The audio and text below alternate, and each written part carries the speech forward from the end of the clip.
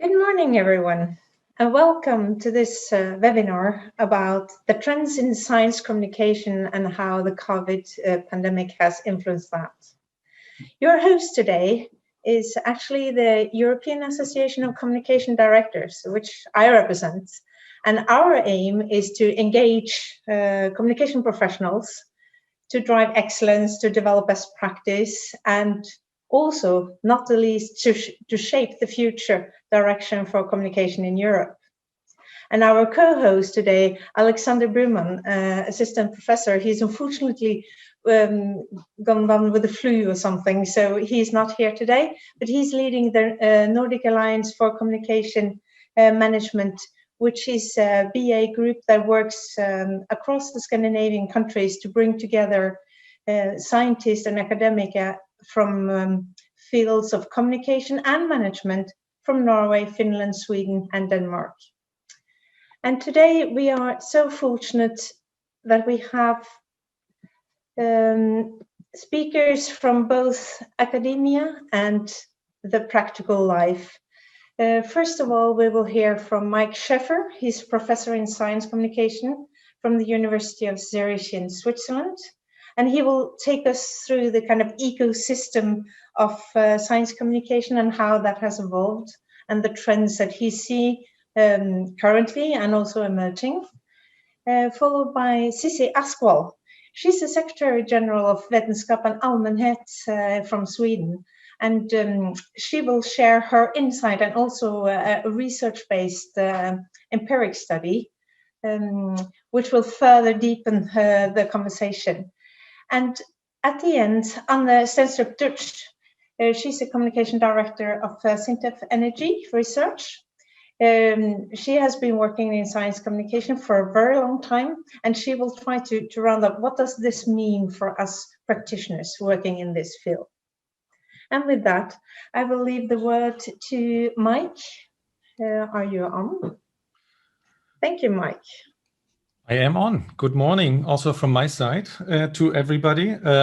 As Katrin has said, I'm Mike Schäfer. I'm a professor of science communication at the University of Zurich. And I was asked here, and with that I'll share my screen.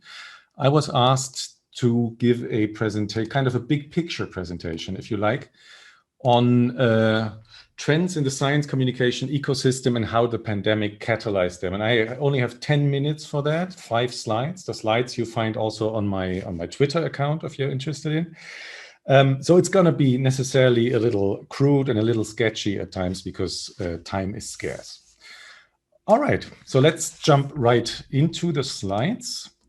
The first point that I wanted to make is that what we have seen in recent decades and years is an increasing public engagement from scientists and from scientific organizations. And there's actually quite a bit of research on that, showing that if you look at individual scientists, you see that many of them see science communication and public engagement with science as something that is important. There's international studies in different countries showing that over and over again. But that even though many people see it as important, considerably less scientists actually engage in it and do it, which has a number of reasons that kind of hinder them doing that. Many of them have no training in science communication or not sufficient training. There are, in the system of science, there are systemic disincentivizing scientists from actually doing it. There's often no rewards. And in turn, if something goes wrong, and if you're out there in a storm of public outrage, you often get little support, both organizationally, but also from peers sometimes, and that can be discouraging. But what we've seen is a rise in engagement, especially among younger scientists, and also a rise of engagement that includes kind of political engagement, in a sense like the March for Science that you see on the slide here, or like Scientists for Future. That's another example. And if you look at organizations, at scientific organizations, you also see a rise in public communication efforts. You see that they put much more out there, that they have a lot of resources in many, for example, universities, but also other scientific and research organizations, that their communication has become more professionalized, more diversified, more geared towards a broader variety of different communicative channels and more diverse audiences. but also that their communication partly moves a little bit away from knowledge dissemination, more towards an orientation at the strategic goals of the organization, like reputation and image building. Second large trend that we have seen is we've seen what Dietram Schäufele, a colleague from Wisconsin-Madison, has called a tectonic shift in the science communication ecosystem. And I want to highlight two things or two aspects of that shift here. The first is we have a crisis of journalism generally. The traditional business model of journalism in many countries is in crisis. The audiences are shrinking, ad revenue is shrinking. Consequently, resources are more scarce, and this hits specialized desks and beats, like the science desk, like science journalism, the hardest, because they are seen as, well, they're expensive on the one hand, they don't trigger that much audience interest and attention, and therefore, resource cuts that have to be made hit these desks the hardest. And the situation for science journalists, if you look around and if you also look at research on science, on surveys of science journalists, for example, you see that in almost across at least Western countries, they have fewer people, fewer resources, less time to deal with more information coming in, to cater to more channels, in essence, to do more work. And you can imagine what this means for quality. And the second aspect of this tectonic shift is we have a pluralization of voices. We have a professionalization of organizational PR around science issues in corporations, in NGOs, in politics, in other fields. And of course, we have a pluralization of voices also beyond organizations, facilitated by social media. So we have more diverse, we have more visible voices on science-related issues, including dissenting voices. So we end up in a situation where more orientation is needed or would be needed, but the traditional instances that provided this orientation, science journalists or journalism in general, are in crisis. The third trend I wanted to highlight is like a general trend that you find, which is an individualization, a fragmentation, even a polarization of audiences. And it's a very kind of general societal trend that has complex causes that I can't properly go into here, but it has to do with kind of general developments like the emergence of societal milieus, for example. It has to do with changes in the political landscape and with the rise of populism in many countries. It has to do with developments in the media system and with other factors. But what it does is we have increasingly, at least fragmented audiences that we have to deal with also in science communication. And for that here, I just wanted to bring you one example from a study that we do in Switzerland, the Science Barometer Switzerland, a regular survey that we do trying to figure out, well, what do the Swiss think about science? Where do they get their information about science from? And what we do, among other things, is this here. We segment the Swiss population into different target groups of science communication. And just very shortly, if you look at this group here, what we call the science files, that's a group with high interest and high trust in science that actively uses a broad range of different media, many online media, to inform themselves about science. And they make up about a quarter of the Swiss population. And on the other side of the spectrum, you see what we call the disengaged, with low interest in science, with the lowest trust in science, with clear concerns about science also, that are passively informed, that don't actively search for information about science, passively informed via mainly commercial television. And the fourth trend I wanted to highlight is that practically all of what I said so far has been enabled and is sped up, in essence, by the emergence of online, of social, of mobile media, and by algorithmic curation. Online, social, mobile media have enabled many people, organizations, individuals to engage, to communicate publicly on many issues. They enable direct contact with scientists, of course. They enable dialogue with scientists, but also contestation. They also enable conflict that you can have on these platforms. The second important impact of these platforms is that Google, Facebook, especially the large platforms, take away revenue, ad money from journalism. And that hits journalism hard. And that is one of the main reasons for the crisis of journalism that we have currently. And the third aspect is that the algorithmic curation that you have on large social media, Facebook, Twitter, YouTube, etc., they are geared towards individualization, towards individual offers to individual people, and thus may enforce this fragmentation that I've been talking about. And the related issue is that for long, they have tolerated problematic content. They have tolerated mis and disinformation. And on my last slide here, I wanted to bring these trends into the COVID-19 pandemic times that we are currently going through. And what I think happens is that the pandemic accentuates these trends, highlights some challenges, and also highlights new potentials that we can talk about. Now, I will first go through a couple of challenges that I see or problems that we have had. The first one is related to this pluralization of voices. We have what the WHO has called an infodemic, a lot of information and also a lot of problematic information.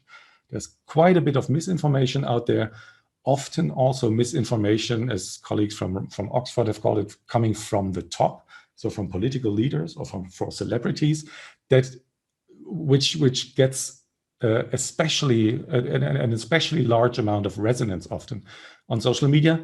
And we do have a general peak, as we always have in crises, of conspirational thinking and conspirational theories.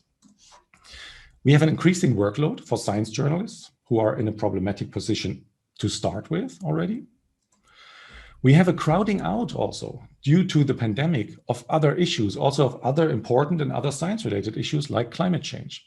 And we have a narrow focus, or especially early on, we had a narrow focus of the COVID-19 debate on a selected number of fields, on virology, on epidemiology, but not so much on other fields that could also contribute perspectives to how to understand the current pandemic. And of course, we had attacks, personal attacks, ad hominem attacks on visible scientists that again have reinforced that we need to provide them psychological, social, if push comes to shove, also legal support to actually communicate. These are the challenges. And I wanted to end my talk with some of the things that I think worked really well and we can learn from. The first one is that I think generally we've seen with the pandemic coming upon us, a strong response of science and research, both from the academic and the private sector, a quick development of a large amount of research and spectacularly quick developments of vaccines, for example. If we look at communication, we see a strong representation of science in public and empowerment of scientists, also vis-a-vis the public and vis-a-vis decision makers. We have seen, and Cici will talk about that in the next talk, a rise in public trust in science and an increasing demand of high quality media, of high quality news, especially in the early phase of the pandemic that has kind of been relativized lately a bit. We have also seen recently, and certainly in the countries that I'm more familiar with, an increasing acknowledgement that science journalism is important and that we need to do something for it. We need to strengthen it structurally. We need to discuss how we are willing to pay for it individually and as a society. And my last point is, if we look at platforms and social media, we have seen at least rising amounts of content moderation, an increasing flagging of problematic content, and even deplatforming, essentially kicking people off social media. Donald Trump is the most well-known example by influential social media platforms. And I think it's important, that's a conversation we should have, to try to figure out, well, how can we sustain some of these positive trends and positive impacts of the current developments that we have? Thank you very much. And with that, I hand over to Cici Askwal, who will talk more about public perceptions. Cici. Great. Thank you so much, Mike, for a very interesting presentation. And I will share my screen as well. So I work for a Swedish CSO called Public and Science. It's a non-profit association, a network with about 100 organizational members, and we work to promote dialogue and openness between the public and researchers. And of course, that can be done in many different ways. I'm also president of the European Science Engagement Association, which is kind of the same organization, but on a European level. And we do, my Swedish organization, Vetenskap och allmänhet, or Public and Science in English, we do annual surveys like the one in Switzerland, which Mike just mentioned. So we make annual barometers into public attitudes towards research and researchers. And as you can see, lately we've seen a rise. There's an increased trust or confidence, if you like, in researchers and also in journalists. You see the curves here, the green one representing science journalists, and the lighter green is news journalists. And also with researchers, we compare researchers that are actually working at universities and researchers as companies. And you might maybe not be so surprised to see that the confidence is greater in researchers working at universities. So that's good news. And this is not only a trend in Sweden, but in Switzerland, in Italy, in Germany, we've seen a trend in increased confidence in researchers lately. And when the pandemic started, we realized in Sweden that we will be really keen to investigate how the communication about the coronavirus is being received and regarded among the public. So we started an ongoing survey measuring attitudes. For instance, asking about confidence in different groups, professional groups that are commenting on the coronavirus in the Swedish news media. And as you can see, the doctors and other healthcare professionals are the ones that people feel most confidence towards, but also researchers to a very large extent, and government officials, not so much, but not too bad either, at least compared to politicians and journalists. And there are similar surveys being made every year, not only during the pandemic, and we always see the same kind of pattern, that politicians and journalists, people don't have so much confidence in them, especially healthcare professionals, but also researchers will usually have people have very high confidence in them. So this is not a large change. We also asked the Swedish public about if they feel that those professional groups that are communicating about the corona are in agreement within the group. And as you can see, the healthcare professionals are regarded that they are very much in agreement. Government officials also quite much. Researchers has been a bit varying over this first almost a year now that we have been following these attitudes. And again, journalists and politicians are not so much in agreement. So what do affect people's confidence? So we made focus groups a couple of years ago in 2018 and asked representatives of the public what affects their confidence for research.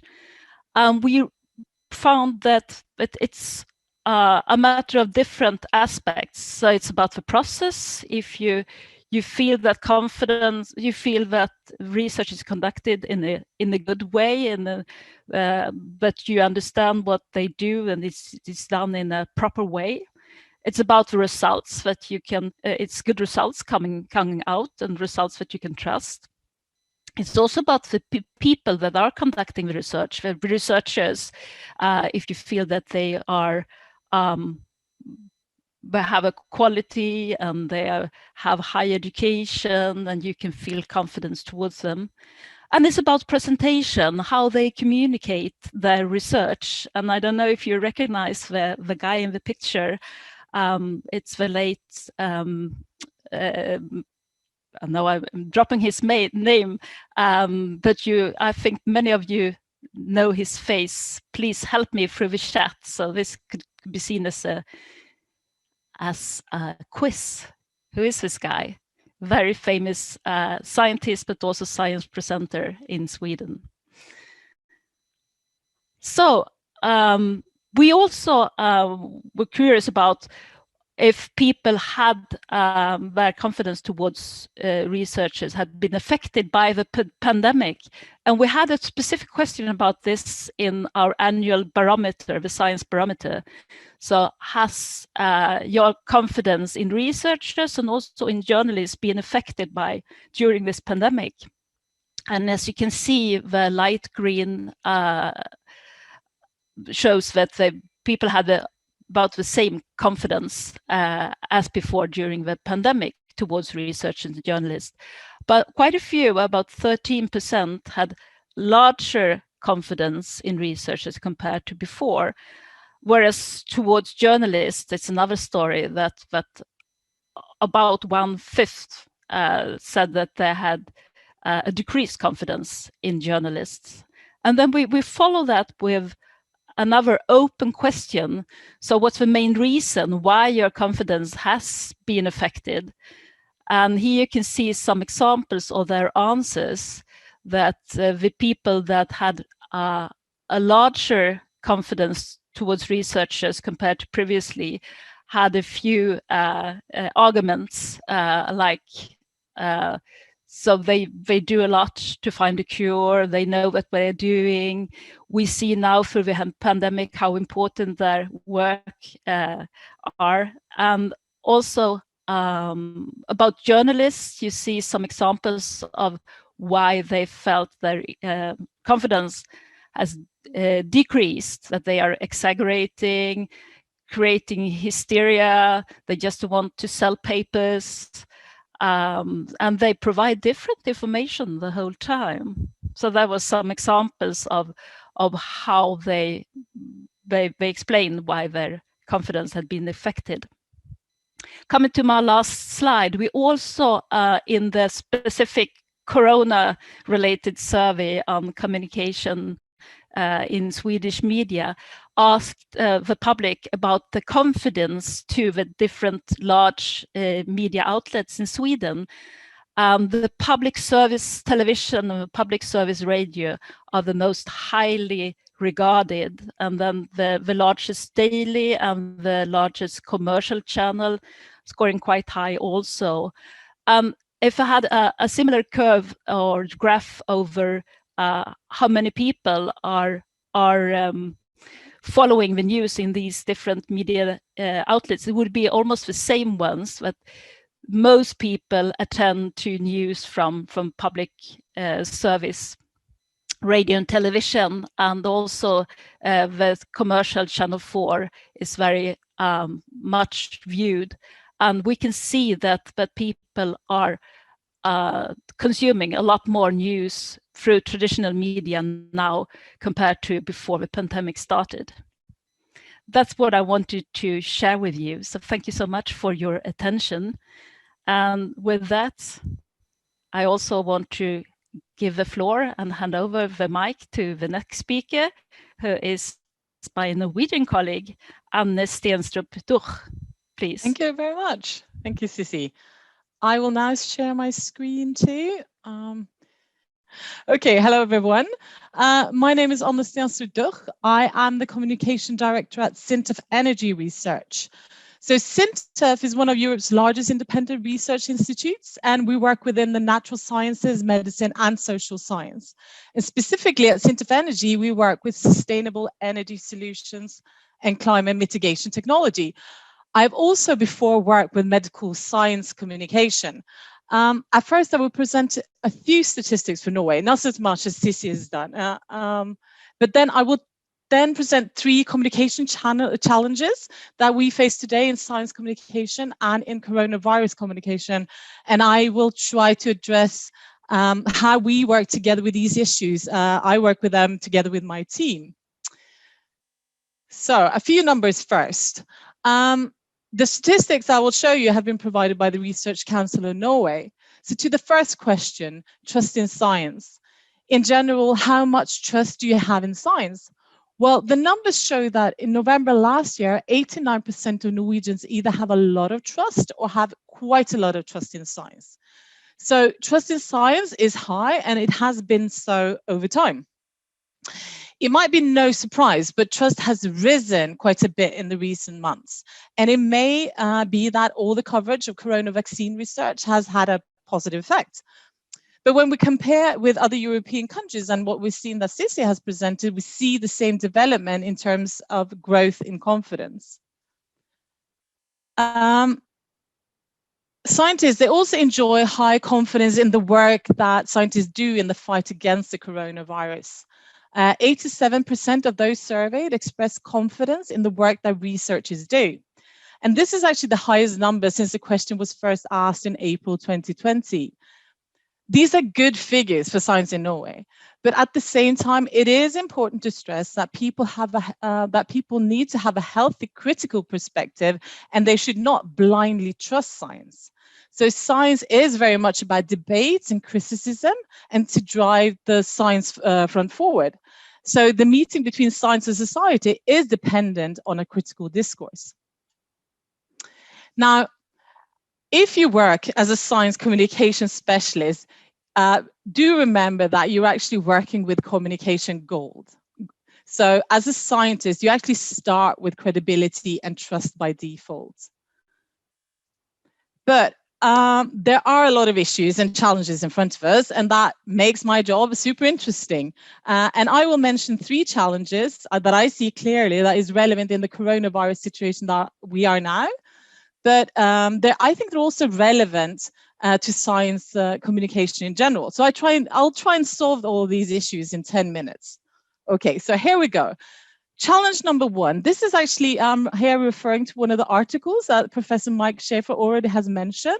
And one of the challenges is that specialist journalists become more scarce, and they literally have less time. So Mike, he says that, they become more less gatekeepers, and they're more curators of stories. The next issue is the issue of fake news and conspiracy theories. What are we going to do about that? And the third issue is communicating ambiguity. So here's the link to Mike's article. Okay, so first of all, to the first issue, I will not go through the sort of the obvious pointers, the drill that you need to build a relationship with scientists, with journalists and all that. Instead, I will mention 3 other techniques that I try to do together with my team to amend the issue of the scarce journalist who has just too little time on her hands. So first of all, I think we need to help journalists understand that there's a difference between an expert specialist and an expert generalist. So being a professor, sorry, Mike, but it does not make you an expert on everything. So this might sound obvious, but it is an issue. So in the last year in Norway, there has been criticism towards reputable news sources for providing experts on general medicine when they really should have asked a virus expert. What does this mean in my daily work? Well, I try not to oversell our scientists. I always try to consider the context. So clicks, engagement, and visibility, they're all great, but we have a responsibility to inform and educate the public as well. So my second tip is to make yourself excessive. And what I mean by that is that we communication experts, we're very often really proud of the journalists that we have on speed dial on our phones, right? So, but sometimes I believe we are a bit too hung up on owning the narrative, that we try to control the story too much. And as a consequence, I think the stories become less interesting and relevant. So trust the scientists and the journalists to do their job. Don't stand in their way. I think it's more efficient and it's actually more democratic. So my team and I, we do train the scientists to become better communicators, but we don't usually spend a lot of time preparing them for each story or interview. My last tip, make source material, that is peer-reviewed articles, scientific articles, available. At SINTEF, we do this by trying to always publish a scientific blog based on science articles so that they are quite easy to find online. This is a good training, that writing blogs is a good training for scientists, and also an open source for journalists to find ideas for stories.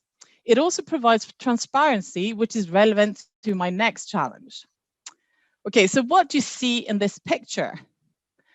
I guess most of us will see a leaf and maybe you'll see a mouth. The thing is, our minds have a tendency to perceive meaningful connections between unrelated things. And this is called apophenia. So connecting the dots is not always a good thing, because apophenia is actually an effective way of spreading conspiracy theories in organizations such as QAnon.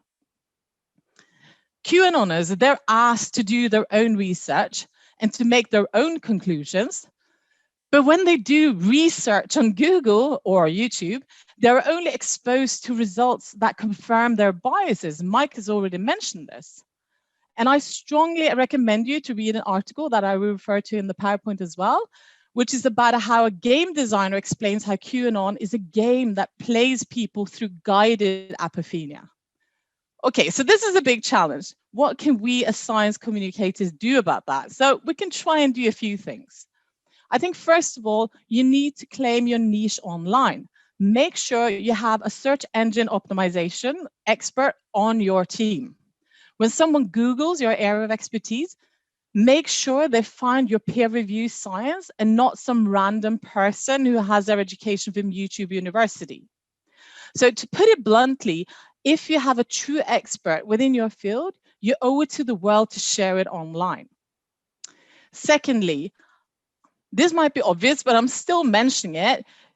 Remember to not waste your time on the wrong target group. Yes, we have an obligation to share results to a wider audience, but if you have a specific message and you need to get that across, it might be just as relevant and more efficient to communicate with the expert in the industry or politicians directly. My third advice is a big issue and probably could be a webinar on its own. I have young children. I have two boys, they're 8 and 10 years old. And they learn about critical thinking and checking sources in school, which is great. But maybe they should learn more about the inherent weakness of the human mind. Maybe they should learn about phenomena like apophenia. Being able to be humble enough to question your own conclusions, as they might be flawed, should be appreciated. We tell people to trust your instinct, but we should teach children about why scientific methods, although they're not perfect, but they are a lot more reliable than your gut instincts. And they're more reliable than we're just watching YouTube. To the third issue, communicating ambiguity. I think this has become extra relevant during the pandemic. As initially mentioned, science at its core is very much about debate and criticism in order to drive the research front forward. So giving an absolute 100% bulletproof answer will not happen if you ask a scientist.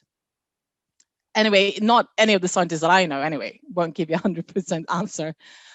And the same goes for coronavirus communication. When I studied communication in the 90s, I was told that to communicate efficiently, you need to have a uniform message. I think this is a good advice in most circumstances, but not with science and the coronavirus. Politicians and coronavirus experts in Norway have been quite open about the fact that the situation will probably change, and suggested different scenarios that can play out in society so we can expect different outcomes.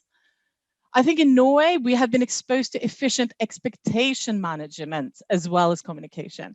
So even though the message has not been 100% uniform, I think the overarching message has been quite clear. You know, you need to wash your hands, keep your distance, and be patient.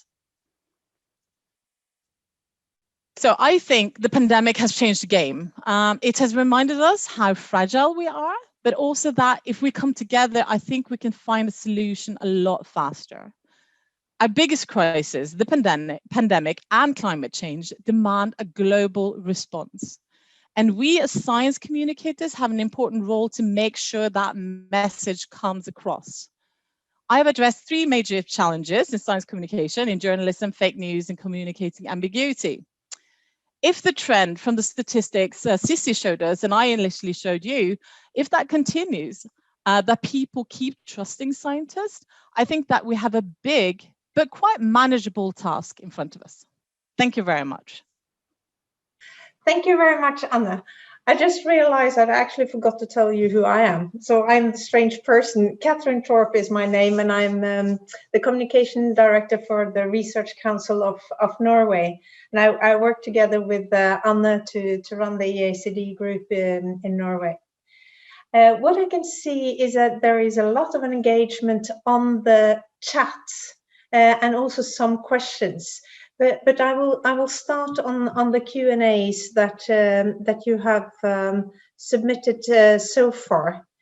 I think the first question is to you, Sissy. Did your survey capture attitude and perceptions towards international global health stakeholders like the WHO or all the other global voices we've heard during the pandemic? No, I'm afraid we didn't, at least not up until now. And also we are not the only one, of course, conducting surveys in Sweden, but I haven't seen such questions in other opinion polls either, I'm afraid. Maybe it's another question in other countries. It's a good point, and actually we in the Research Council, we run these surveys quite often, and we should add in the WHO perspective and the international organizations perspective as well. So we can do that for the next time.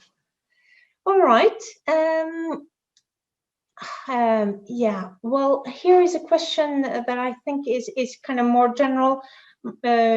How algorithm in social media can reinforce not quality and can reinforce and provide quality assurance of information. I don't know, Lars Haug, not sure I fully understand your question. But it's around how algorithms, does it make social media, does it give it more quality or less? Maybe Mike could start some reflections on that. I'm not sure I understand the question either. I think the big question that we would have to ask Lars essentially is, well, what's quality here? And if quality is tailor-made content that interests people, I mean, the interest, and that again is too short and too crude, but I mean, the interest imminent in social media platforms is not necessarily, or at least in the big ones that we're talking about, is not necessarily to further public debate or to better deliberation around complex issues that society has to tackle. It's revenue, and it's maximizing attendance, and it's maximizing time on the platform in essence. And the algorithms are bets on how you get, or with what content you get people to do that. But I guess that's not what Lars means with quality assurance. Quality likely means things like scientific accuracy, probably, or a kind of a high quality engagement and dialogue between even people that may disagree, as long as they can discuss that on a factual basis. And that's, I can't answer that shortly. There's a lot out there, of course, people trying to, starting from fact checkers, the whole content moderation debate, the whole debate about how to revolutionize content moderation.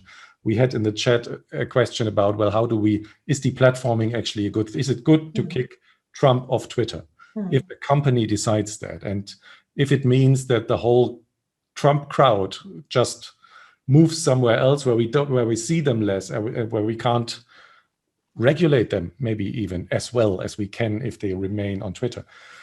It's a question, but I wonder, Mike, because I think this is quite interesting. I was listening to the Daily Show last week, and they were talking about, you have those low threshold followers, who would just follow around those, and maybe you will actually lose quite a lot of them. So you might end up with just having the hardcore, and of course, you'd like to control them, but I don't know if it's that bad. I know that deplatforming is, like, as a principle bad, but should you be allowed to lie on, like, a platform? And if you're Facebook, you own that channel, should you be allowed to allow everyone to put anything on it? So I'm just wondering if it's actually such a bad thing. I'm really curious what's going to happen now, because I think I have friends who live in America, and it's quite desperate because their parents are like reading all these things, and if that's not that easily available to them, maybe things will change.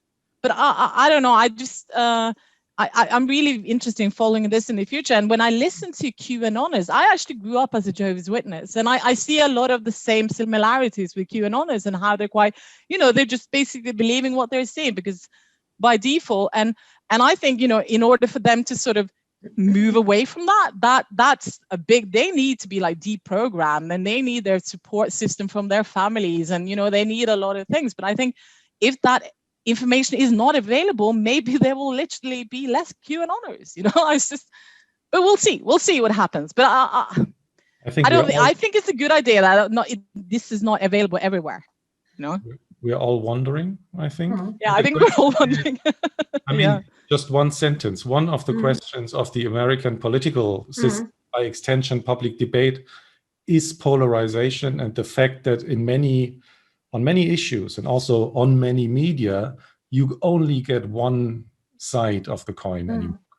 And now, and I'm not against deplatforming because I don't know what the effects actually are, but the danger could be that you actually have a hardcore scene somewhere growing that is totally off the kind of the mainstream debate, and that may be challenging as well.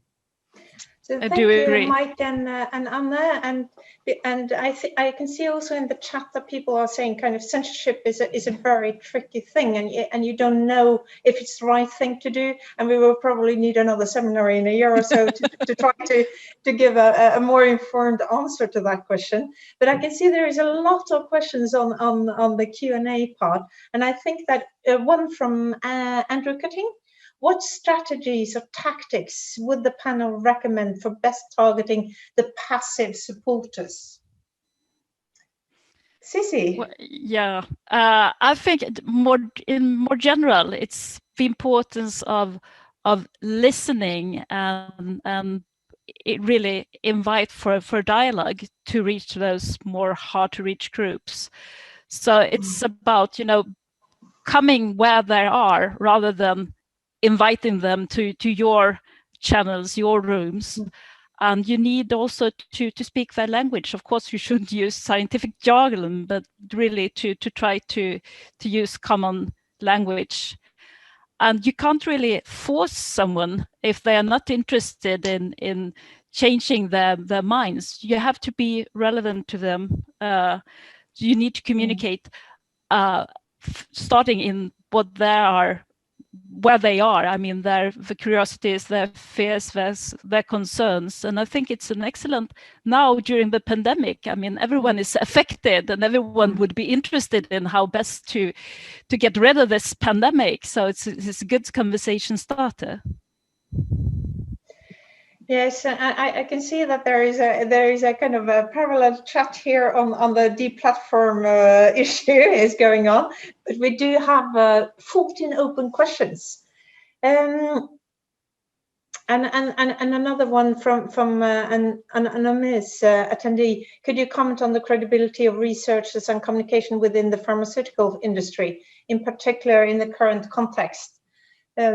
I think that from our end, we've seen that research backed by a private company has slightly less confidence than the ones from publicly funded. But apart from that, do you have any comments?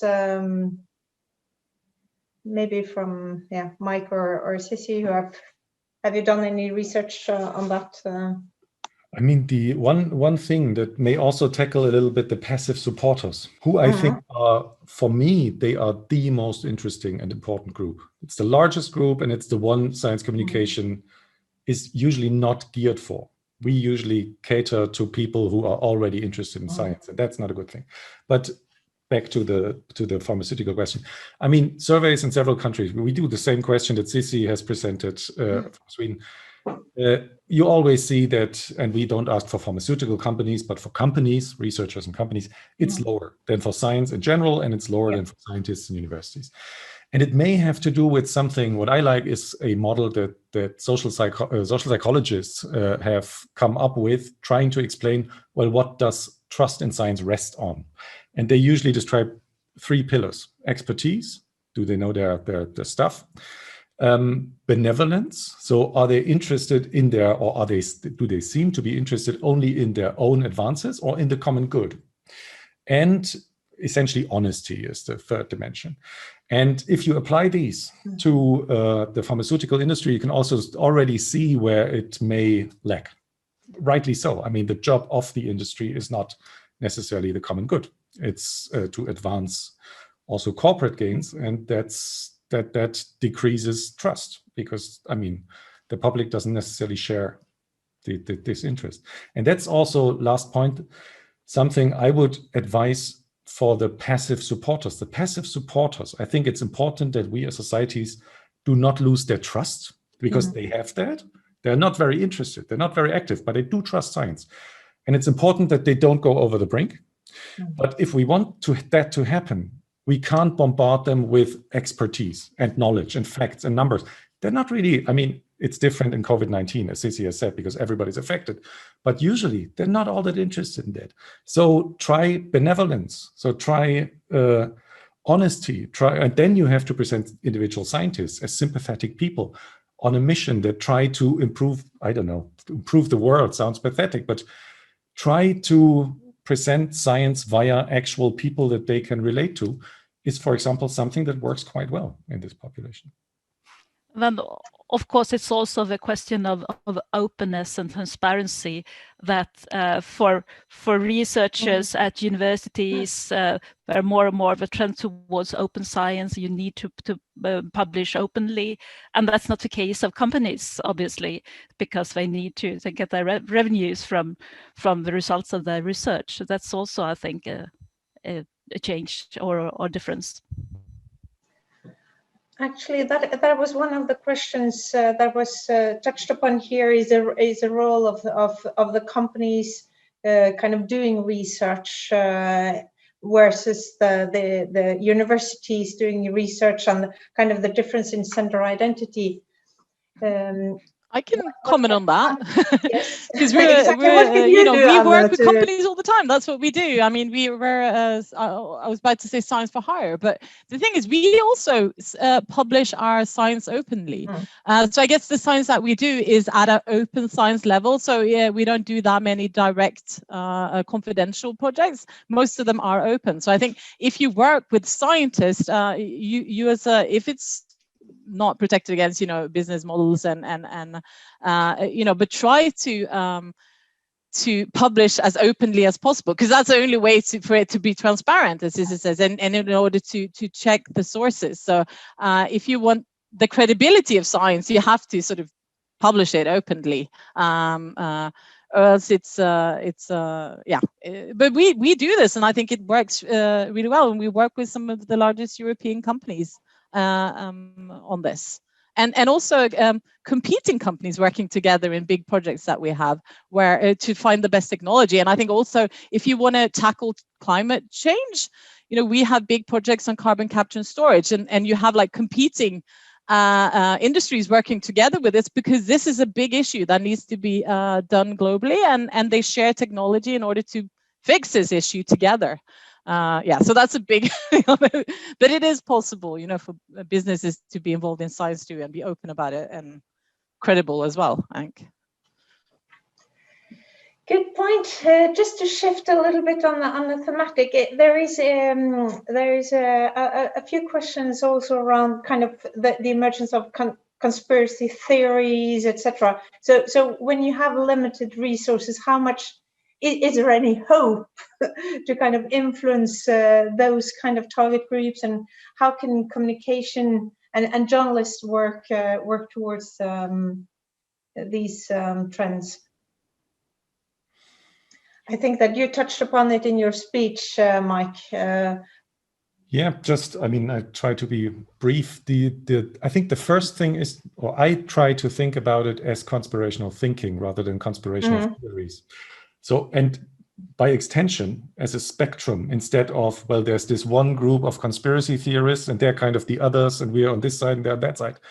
I don't think that's how it works. And also in our survey in Switzerland, for example, on COVID, we asked a representative sample of the Swiss population kind of questions for different degrees of conspirational elements of conspirational thinking. And you find elements of that almost among half the population, but not half the population are conspiracy theorists. So I think that's important. So there's elements much more widespread than we think and may like, first point. And second point is, if you talk about kind of people with fully fledged conspiracy theories, the likelihood is you won't convince them of something else. So it may be an option to actually say, well, I don't communicate to them. But again, I would argue that depends on where you communicate. If you communicate on a public platform where there's an audience, for example, there's a third party essentially, you may engage with conspiracy theorists or climate change skeptics or vaccination skeptics or whatever, essentially not to talk to them. You do talk to them, but you don't do it to convince them. You essentially do it for the third party. You do it for the audience. You do it so that the audience sees, well, okay, there's other views out there. And these other views kind of make sense and are brought forward by somebody I can relate to and who seems kind of sensible and not all that nutty. So you're actually trying to convince the third party by talking to the person in front of you. And I think in these contexts, that makes sense. It doesn't make sense to do that on a denialist platform, because then you can do that if you're a masochist, but otherwise it's not fun. Katarina, I'd say there's a comment here. Somebody says, my view is it's dangerous to stop dialogue.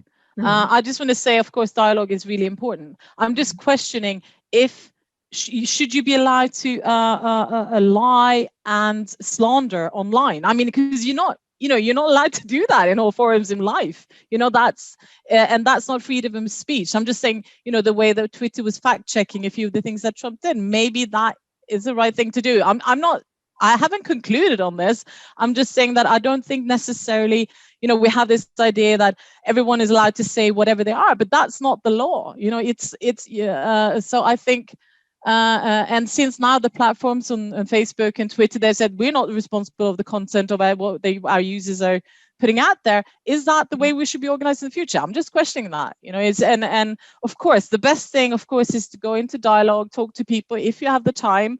But a lot of the time, I guess, we don't really have the time for that. But there's another thing that I think that's really important is that, we need to teach our children that the burden of proof is on the person who makes the claim. And I think we spend a lot of time saying, where'd you do, no, that's not true because this is not. It's like, no, you come with a claim. You should prove that.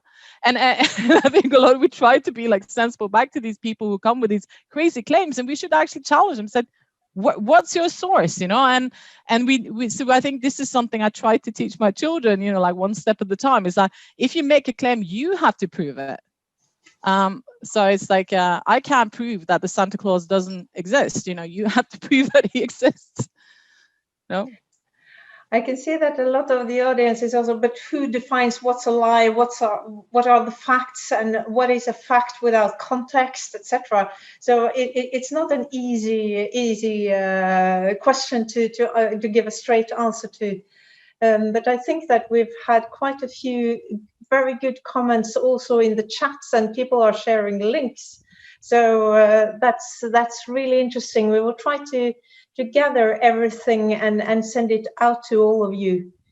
And I'm looking at the questions. Is there anyone who feel that they have some burning issue that hasn't been addressed or would like to comment on the general discussion?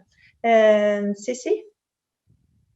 So I was just wanted to continue on that source criticism. Yes. It's about trying really to promote and invite people to think more critically and asking, very simple questions like, how do you know that? So what are your sources? As Anna just said, we even ran a campaign in Sweden a couple of years ago calling Hur vet du det? How do you know that? So a lot of organizations together challenging politicians to ask them about the the fact-based or the science that inform their politics in different topics. And I mean, now during the pandemic, it's really a challenge, because we know that a lot of scientific knowledge is still unsure and is continually developing. So what is true today might not be true tomorrow, and that's always, of course, the case when we talk about science. But it's extremely evident right now.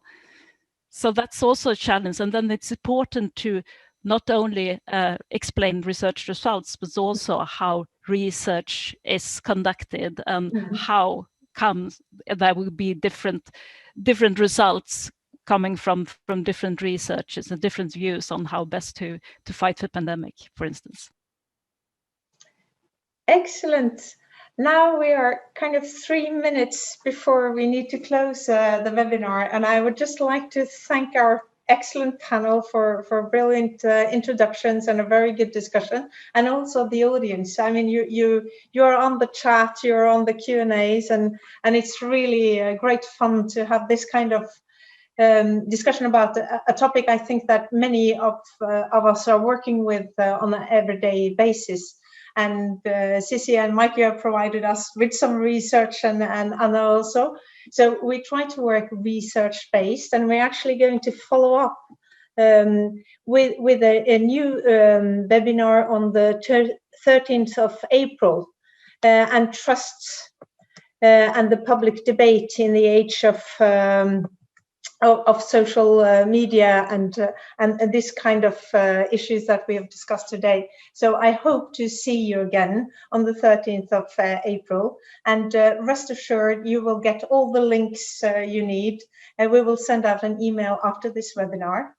So on behalf of the EACD and Norway, I just want to thank everyone for a brilliant webinar, and please feel free to send us more questions, and we will try to respond to it also in the follow-up email. All right, thank you very much. Thank you. Thanks very much.